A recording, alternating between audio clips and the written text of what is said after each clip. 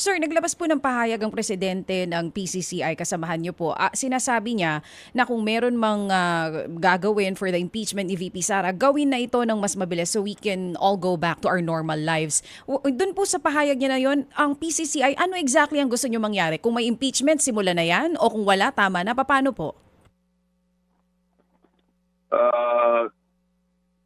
Personally, sa akin, ang priority sa ngayon, sa ekonomiya, no? Sa trabaho ng mga taong bayan natin. Yung political, that's why we elected the lawmakers, no? But sayang naman, nakita natin na they're not really setting a good example. Parang hindi natin maasahan na to get anything out. So we're just doing our things. We create jobs.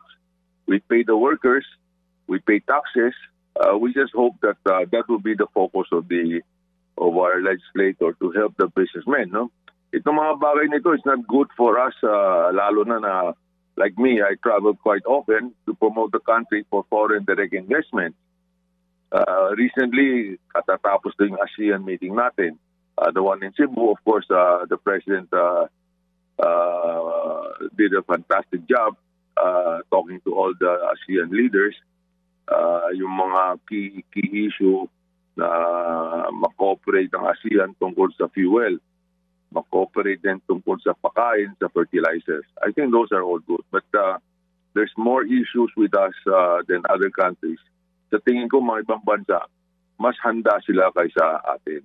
Mga kapatid, patuloy po kayong tumutok sa 105.9 True FM para sa totoong balita, impormasyon, music and entertainment. Mag-subscribe sa aming YouTube channel at podcast at sundan nyo kami sa Facebook, Instagram, X at TikTok sa True Network PH. Bisitahin din po ang aming official website, truefm.ph.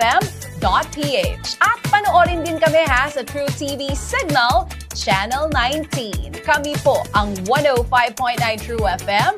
Laging true sa'yo, kapatid.